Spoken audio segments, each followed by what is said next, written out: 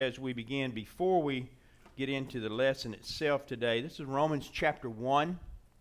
Romans chapter 1. And we're going to begin in verse 18. Many of you are familiar with this passage. I've read it before. I think it's particularly applicable in this day and time. It is important that we remember that Paul was writing to the church at Rome, and he was trying to encourage them in their struggles as they were facing various difficult times. He had just said in the previous few verses, in Romans chapter 1, in the previous few verses before we get to verse 18, that the just shall live by faith, and that we need to live by faith. And then he goes into the various sins of the Gentile world. Later on in chapter 2, he's going to talk about the sins of the Jewish world. And then he's going to conclude in chapter 3 that we're all sinners. We've all sinned and fallen short of the glory of God. But I want to read this particular passage because I think it has impact on what we've been studying. Verse 18, Romans chapter 1. For the wrath of God is revealed from heaven against all ungodliness and unrighteousness of men who suppress the truth in unrighteousness. I want you to pay particularly close attention to that phrase. Suppress the truth in unrighteousness. There is a serious effort to suppress the truth in unrighteousness because they don't want to hear the truth. And we're going to mention that as we go along. Because what may be known of God is manifest in them, for God has shown it to them. For since the creation of the world, his invisible attributes are clearly seen, being understood by the things that are made, even his eternal power and Godhead, so that they are without excuse. Because although they knew God, they did not glorify him as God, nor were thankful, but became futile in their thoughts, and their foolish hearts were darkened. Professing to be wise, they became fools, and changed the glory of the incorruptible God into an image made like to corruptible man, to birds and four-footed animals and creeping things. Therefore God also gave them up to uncleanness in the lusts of their heart, to dishonor their bodies among themselves, who exchanged the truth of God for the lie, and worshipped and served the creature rather than the Creator, who is blessed forever. Amen. For this reason God gave them up to vile passions, for even their women exchanged the natural use for that which is against nature. Likewise also the men, leaving the natural use of the woman, burned in their lust one for another, men with men committing what is shameful, and receiving in themselves the penalty of their error which was due. And even as they did not like to retain God in their knowledge, God gave them over to a debased mind, to do those things which are not fitting, being filled with all unrighteousness, sexual immorality, wickedness, covetousness, maliciousness, full of envy, murder, strife, deceit, evil-mindedness. They are whisperers, backbiters, haters of God, violent, proud, boasters, inventors of evil things,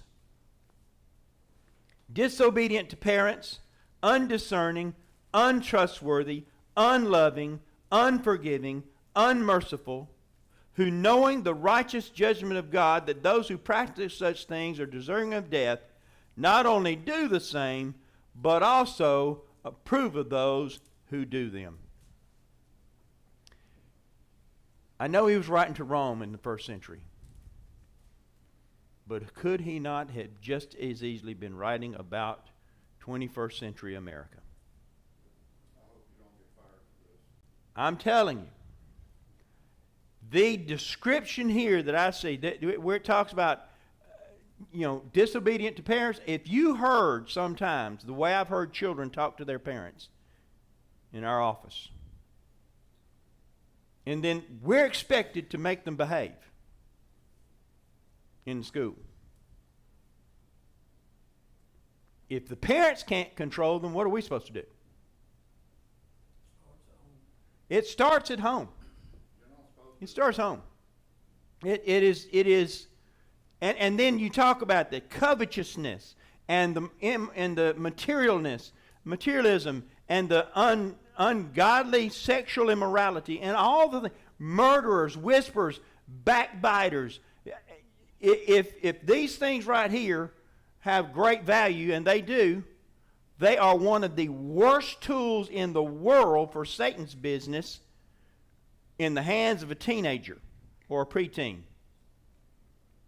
You would not believe some of the things that I see on a daily basis with teenagers and preteens dealing with social media and how they treat each other. One of the dangers is, because it is more or less anonymous, at least they think so, they can say whatever they want to say. And they think it's okay. It's awful. There's more that I could tell you about, but I don't want to spend all our time on that. As we go forward, we'll discuss these things as examples. I wanted to go back to where we ended last week with Alexis de Tocqueville's quote from the book that he wrote, Democracy in America. I sought for the greatness and genius of America in her commodious harbors, her ample rivers, and it was not there. In her fertile fields and boundless forests, and it was not there.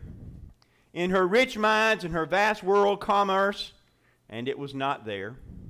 In her democratic Congress and her matchless Constitution, it was not there. Not until I went to the churches of America and heard her pulpits aflame with righteousness did I understand the secret of her genius and power. America is great because she is good. And if America ever ceases to be good, she will cease to be great. I want to bring you to reality with an update. On September the 8th, 2023, not this past Friday, but the Friday before, the California State Assembly has approved a bill, AB 957, making gender affirmation a factor to be considered in child custody cases. The bill passed on Friday by a vote of 57 to 16 and was previously approved by the California Senate by a vote of 30 to 9. I want you to look at those numbers.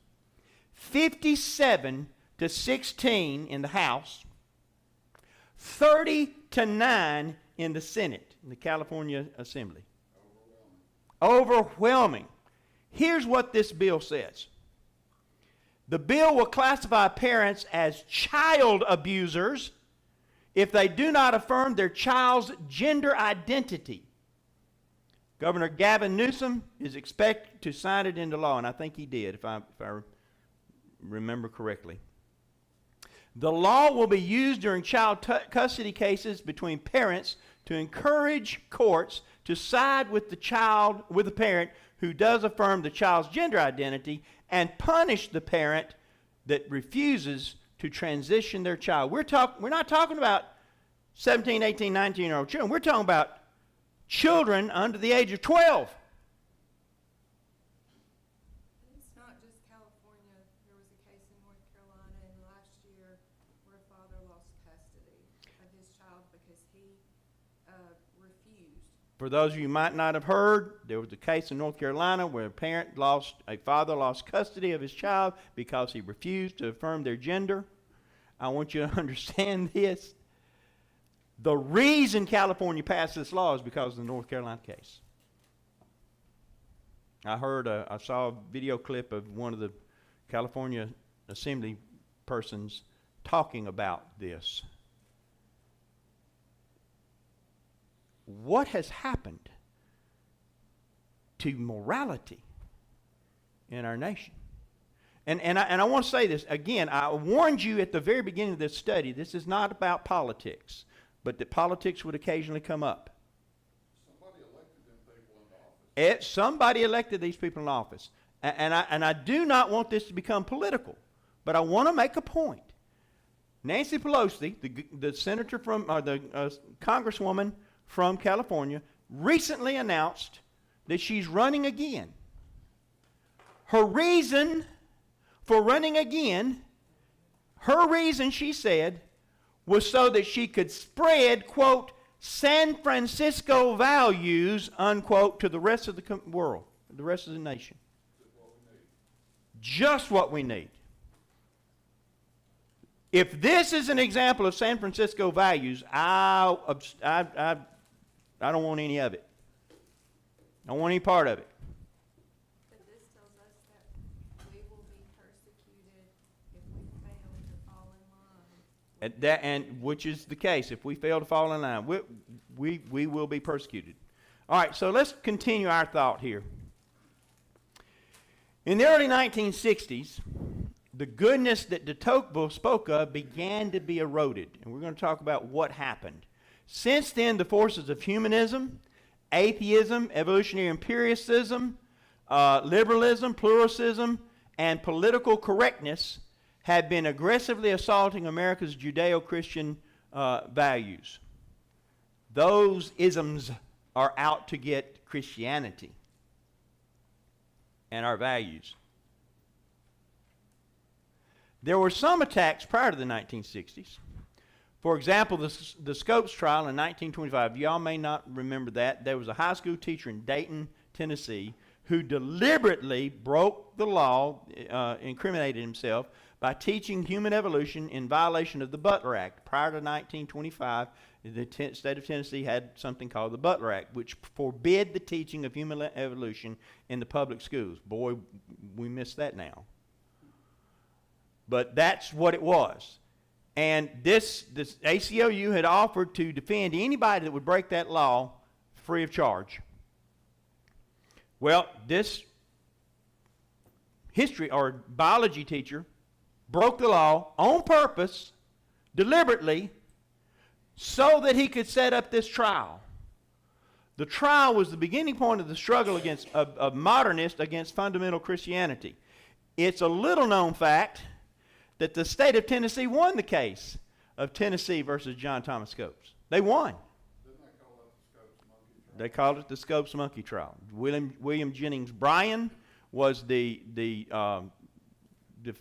prosecutor for the state, and he was a well-known candidate and ran for president several times, many times. He was a very well-known conservative individual who was very much involved in the ideas of fundamental Christianity, and he went against Clarence Darrow, who worked for the ACLU. He lost the case. You know why he lost the case? Because he broke the law. That was against the law. And he should have lost the case because of that. But the law has changed. Much more was to come. The floodgates were opened in 1963 when Madalyn Murray O'Hair, who was the founder and president of the American Atheist Society, filed a suit against the Baltimore public schools. Her lawsuit, Murray versus Kirtland, was consolidated with the Abington School District versus Shemp case, which was brought before the United States Supreme Court. Prior to 1963, most schools in the United States used the Bible daily, regularly. They had actual classes on the Bible. They had prayer in school, publicly. I remember my second grade teacher leading us in prayer before we went to lunch every day. I remember that. I don't remember much about my first grade teacher. I don't remember her. But I remember my second grade teacher, Miss Brown. Now, I had a good first grade. Don't misunderstand. I liked her. She was nice and sweet, but she was a younger teacher, and I really didn't have that impression that Miss Brown made on me. I want you to think about this. The impressions that these children are getting now compared to then. I was impressed by a teacher who read the Bible to me and did prayer before we went to lunch and helped me. I was a beginning reader. She gave me an assignment during Christmas time to read the quote-unquote Christmas story from Luke chapter 2 and sent me around the whole school, elementary school, reading it. I never forget that. Because it was important to me that she was instilling those values in me. Now she would be fired for that. She'd lose her job. Now, it would be fine for her to instill the values that, now don't tell your mom and daddy, but I can tell that you're really a girl, you just think you're a boy. Don't tell your parents. And schools are forbidden in some states to notify parents when their children are having gender identity issues.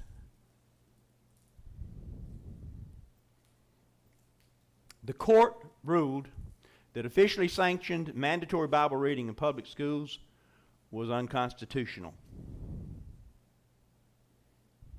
It had earlier made a similar ruling against prayer in schools in Engel v. Vital in 1962.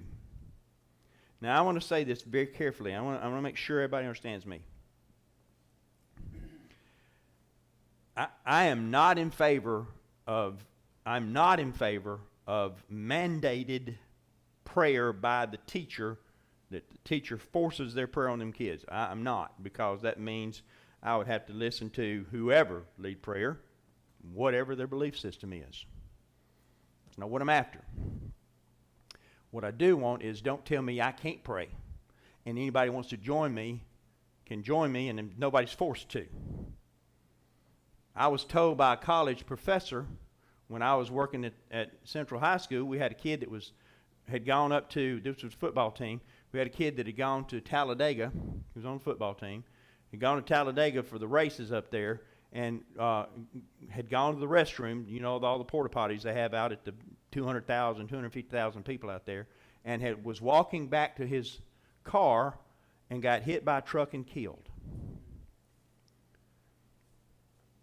When practice was over that day, we were telling the kids about this. Everybody was tore up. I said, guys, I'm going to go over here by the fence, and I'm going to pray. That's what I said. And I went over by the fence, and I kneeled down, and I looked up, and the entire team was there with me, every kid on the team. I had a professor tell me that I crossed the line. Those kids needed somebody to affirm to them there was a God and that prayer matters. They had just lost a classmate. And you're telling me that I can't pray for that classmate and children can voluntarily join me in that prayer?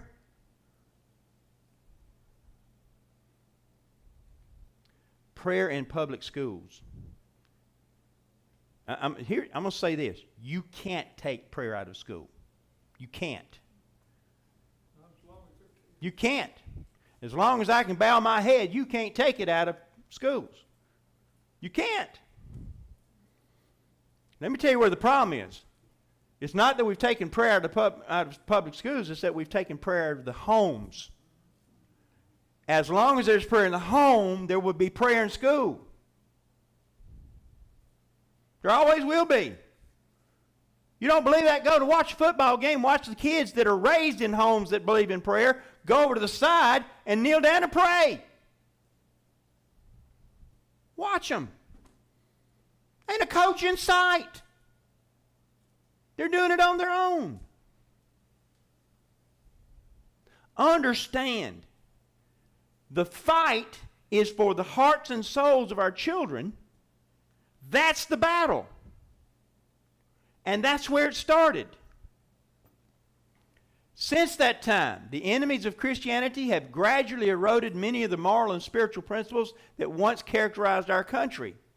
America's religious, moral, and spiritual foundations are literally crumbling out from underneath us. They're falling apart. If you destroy the morality of America, you destroy what is good about America, and if you destroy what is good about America, you will destroy America. It's that simple. It's that simple. America is fighting a cultural war. The central issues in this war are God and the Bible. Social and political liberals from Hollywood to our universities and our nation's capital are openly, aggressively hostile toward God and the Christian community. Let me go back just a second to the prayer in public schools thing. Let me just run this by you. Does anybody here know what the first public school, mandated public school attendance laws were? What they were based on? The Bible. I mean, they were going to learn how to read the Bible. It was prior to the nation becoming a nation. It was during the colonial period. And we had put together something called the Old Deluder Satan Act, which required, as we expanded, all these townships that were created, all these new townships, to lay aside a section for a public school in order to teach children how to read so they can defend themselves against Satan's attacks by being able to read the Bible. Does anybody know, anybody here ever heard of a McGuffey reader? McGuffey reader, those were the first textbooks for teaching reading to children. You know how it started?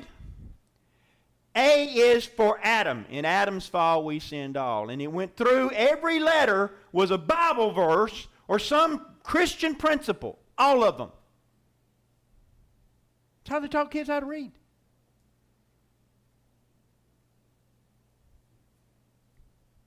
But our founders, according to most people, no, they didn't believe in God. They're all deists. All of them. We're going to talk about that a little bit more. In the midst of this social chaos, the Lord's church is facing the most difficult and perilous times we have ever faced in America. We are.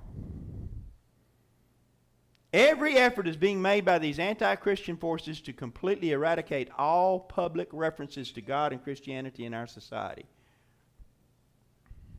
Liberal historians and judges are rewriting our history and our laws. They claim that all religions should be tolerated as equal and that Christianity should not be given public expression. Now here's the key. They say above other religions. You shouldn't give Christianity public expression above other religions. Okay? Problem here. Other religions are being given public expression, including atheistic empiricism, which is a religion.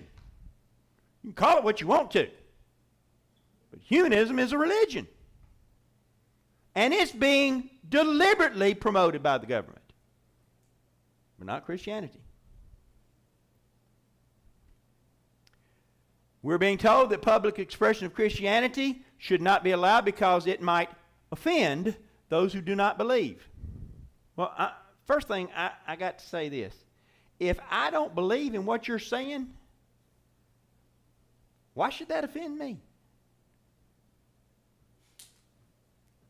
You know, there are people out there that believe that Auburn's a good school. That doesn't offend me. I know it's not true. I'm kidding. Auburn's an excellent educational system. Don't misunderstand. I'm the one standing on the fence about defending the cause of Christ. Exactly. I'm the one who should be offended if I'm not defending the cross of Christ. Anyway, in other words, to practice Christianity is now considered insensitive. Insensitive. Remember we talked last week about the fire chief that was fired because of what he wrote for his Bible class? That he was insensitive to the LGBT community? Everybody's just so sensitive nowadays. Yep. Meanwhile, while everybody's offended, pride marches where individuals walk through the street naked must be allowed or we're labeled as homophobic. And we must not oppose drag queen shows in front of young children because that would be imposing our values on someone else. What about imposing your values on my children and my grandchildren? Your values are that you can live this lifestyle and it's just what it should be. You can't even watch commercials on television anymore. They got to push it. I recently saw a social media post where a conservative speaker was told that his refusal to use gender-neutral pronouns was a form of violence against the LGBTQ plus community. Violence.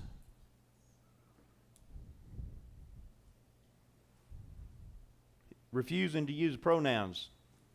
Violence. Apparently they've never seen real violence before. Apparently. The big lie in this attack is on our national morality is the allegation that the Founding Fathers advocated a, quote, separation of church and state, unquote, meaning all references to God and religion must not be permitted in public settings that are associated with the government, community, or with the public schools. That's the big lie. Listen carefully to what we're about to say. We've been told the Constitution enjoins separation of church and state. The Constitution says you can't have church and state. They have to be separate. We've been told the Founding Fathers desired the acceptance of all religions. We've been told the Founding Fathers were deists, not Christians. We've been told the Founding Fathers opposed public expression of Christian religion in government and schools. We've been told a lie. And we're going to spend the next few slides talking about what the Founding Fathers actually believed. By means of shrewd lies, listen to this quote, see if it accounts to anything. By means of shrewd lies, unremittedly repeated, it is possible to make people believe that heaven is hell and hell is heaven. The greater the lie, the more readily it will be believed. Take a guess, who said that? Adolf Hitler in the book Mein Kampf. He told the world what he was going to do before he ever took power. He told us. Before he ever took power. And that's how he said he was going to do it. You tell a lie long enough, loud enough, and many enough times, people will believe it, even if it's not true. And here's what I have come to find in 34 years of education. If you tell a lie long enough, loud enough, eventually you're going to believe your own lie. It's brainwashing. It's brainwashing. It is easier to believe a lie that one has heard 1,000 times than to believe a fact that no one has ever heard before. Author unknown. But how many of y'all disagree with that? Whoever offer what? He's not wrong. He's not wrong. The truth is, the phrase separation of church and state is not even found in the Constitution. It's not there. The Constitution addresses church and state exactly one time, just once. In the entire Constitution, it addresses church and state just once. Here's what it says. What the Constitution does say in the First Amendment in the Bill of Rights is, Congress shall make no law respecting an establishment of religion or prohibiting the free exercise thereof. You know what that means? In simple terms, the government should stay out of religion. Period. The government shouldn't force a religion on anybody, and it shouldn't keep you from practicing your religion. The government should not be involved in religion. Read the whole Constitution. I used to teach government.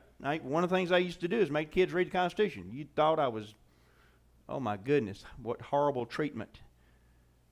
You can't believe you made me do this. You know how long this thing is? There's 7 regular sections in it, articles in it, and then you got 28 amendments you got to read. Oh my goodness. It's awful. Isn't that why people came to So, for freedom, yes. Specifically religious freedom, most of them, or economic freedom. One thing to note Yes. is religion is not defined anywhere. And in all the wisdom of our forefathers Mm-hmm. and the amazing design and forethought they put into Mhm. these documents, I don't think they ever imagined that people would adopt practices and beliefs as religion in what we're seeing today. I- Where it involves Yeah. sin Mhm. and Or that they twisted molestation it so much. and Mhm. abusing children, Mm-hmm. um, In the name of religion. in the name of religion. Yeah. And so this statement and the way people are using religion today could present problems for us Sure. in the future as Christians. Here's an example of what you're talking about, what I was saying about the prayer in schools. If we have if our school, and we do, we have the meet you at the pole, see you around the pole where the kids get together and pray together. We have a fellowship of Christian athletes that meets in the mornings on Fridays before school and do those kind of things. All that's great. If we put that on our public Facebook page, that's called promoting religion, which means the next group that wants to have a Satanist club, Can do it. we got to promote theirs too.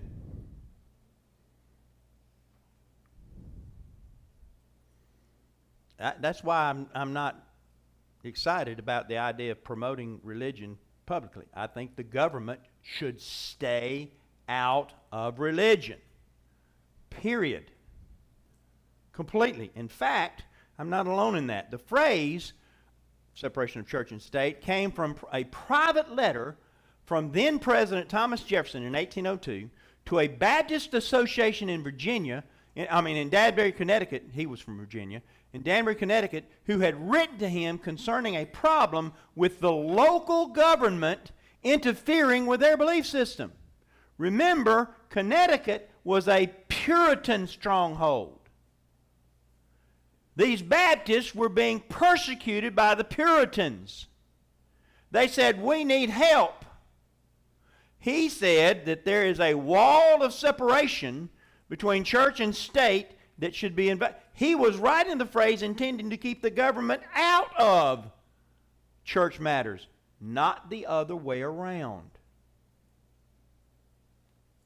His entire purpose for that statement was the government should not mandate to the church. Not the other way around. Context. It's context. How many times has Matt said, you got to read the context to understand what they're talking about? So the question is, was it the intention of the Founding Fathers that Christianity should be kept out of the public sector? Now, when I taught history and government, I used to ask the kids, for example, the Eighth Amendment protection against cruel and unusual punishment. Okay? Did the Founding Fathers think that hanging was cruel and unusual punishment? You ask the kids that. It's a classroom full of 30 kids. Did the Founding Fathers think that hanging was cruel and unusual punishment? And every once in a while, some kid would say, no. And I would say, most of them would sit there and look at me, crickets in the background. I'm afraid to say something because it might be wrong. Don't ever do it. That's the whole point of discussion.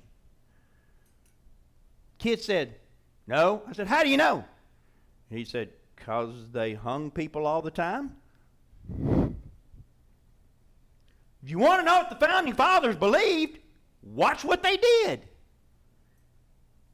If they thought hanging was cruel and unusual punishment, they wouldn't have hanged people. So how do you know, what did they mean by cruel and unusual punishment? Well, let's look. They had just fought a war with the British, who their method of of punishment, if somebody was found guilty of treason, was to draw and quarter them. Cut them open while still alive with a rope around their neck, reach up inside their body cavity, grab hold of their heart, and then slap a horse on the rear and then draw the body up into the air while they're holding the heart. Or greasing a pole. Or greasing a pole, or tying the arms and the feet to horses going in different directions and slapping the horses on. That's what they were talking about, cruel and unusual punishment. Iron Maidens, breaking people on the rack. That's what they were talking about. They weren't talking about hanging. They weren't. Matter of fact, they trained hangmen specifically to tie the knot exactly the right way so it would break the neck when they dropped. And end it quickly. Keep them from strangling to death. They hung them quickly. Now listen, I'm not saying bring back hanging, although sometimes. No, I'm not saying bring that back. I'm just saying, what did the founding fathers believe? Well, look at what they did. That's how you find out. Does separation of church and state mean keep references to God and Christ and the Bible out of public life? Or stop the government from interfering with free exercise of Christian religion? Which one of those two is it? God, keep God. Which? Which is it? Well, let's see. If we find that the founders and public officials since included public displays of Christianity, then number 2 is correct, not number 1. If the founding fathers had public displays and talked about Christianity publicly, then the second one is correct, not the first. Well, in God we trust is on the money. Yes, it is. They're trying to take it off, but it's on there.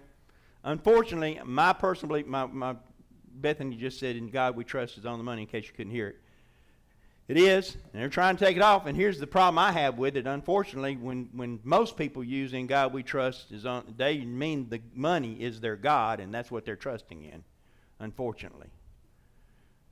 Is there any historical evidence of the public expression of Christianity by the founding fathers? Is there any evidence, historical evidence? Now, I'm a history teacher, so don't tell me something happened. Show me the evidence. Show it to me. I'm not from Missouri, but I would have been good with the show me state. Show me what you found. Let's look at some government documents from the beginning of our nation and see if we can determine what the intentions of the founding fathers were. Do you recognize this document? We're going to run out of time. It's okay.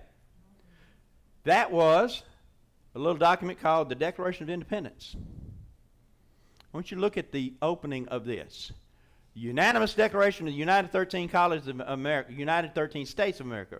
When in the course of human events it becomes necessary for one people to dissolve the political bands which have joined them to another, connected them to another, and to assume among the powers of the earth that separate and equal station to which the laws of nature and nature's God, the God who created nature, entitle them a decent respect for the opinions of mankind, requires that they should declare the causes which impel them to the separation. And then he lists, Thomas Jefferson lists a bunch of reasons why the King of England is no longer, we're not going to accept him as our sovereign. We hold these truths to be self-evident, that all men are created equal. It doesn't say evolved equally. We're created equal, and that they are endowed by their Creator with certain unalienable rights, and among these are life, liberty, and the pursuit of happiness. And he goes on to say that to secure these rights, that laws are instituted among men, governments are instituted among men, who derive their just powers from the consent of the governed. Listen, created equal by their Creator, we have these rights. Where do our rights come from? The government? They're our rights by right of human being created in the image of God. That's why we have our rights. The government doesn't give us our rights. I saw a post recently that I thought, boy, I need to blazon this and print it out in a billboard somewhere. Don't forget, to the politicians, don't forget, you work for us. Not the other way around. We're not your servants. You are, quote unquote, public servants. You work for me, not the other way around. Unfortunately, our politicians have forgotten that. They don't have that concept in their minds. We have our rights not from the government, but from God. The government exists to secure those rights, to protect those rights. That's the purpose. The whole Constitution was written to protect us from the government. Why do you think there's a Second Amendment? Everybody talks about, well, we got to get rid of the guns because we're killing each other. Do you know why the Second Amendment was written? Because we had just fought a war against an unjust government. And we want to make sure that that never happened again. Foreign and domestic. All enemies. The Constitution prescribes that the president give an oath of office where he swears or affirms to protect the Constitution and the country from all enemies, foreign and domestic. And every president but one has taken his oath of office, has taken the oath of office on the Bible. One did it on a copy of the Constitution, and no one did it on a copy of the Quran. We'll talk about that again next week when we have a little more time. We, therefore, the representatives of the United States of America and Congress General assembled, appeal to the supreme judge of the world for the rectitude of our intentions, due in the name and authority of that good people of these colonies, solemnly publish and declare that these united colonies are and of right ought to be free and independent states, that they are absolved from all allegiance to the British Crown, and that all political connection between them and the state of Great Britain is and ought to be totally dissolved. Listen to this last part. And that as free and independent states, they have the full power to levy war, conclude peace, contract alliances, establish commerce, and to do all other acts and things which independent states may of right do. For the support of this declaration, with a firm reliance on the protection of divine providence. These folks never believed in the real God and the God of the Bible. See? You can't find anything in the Declaration of Independence about God. We mutually pledge to each other our lives, our fortunes, and our sacred honor. The 56 signers of the Declaration of Independence apparently believed in publicly acknowledging the God of the Bible. 56 of them. One of them, a guy by the name of John Hancock, said, I need to write my name big enough so the King of England can see it without his spectacles.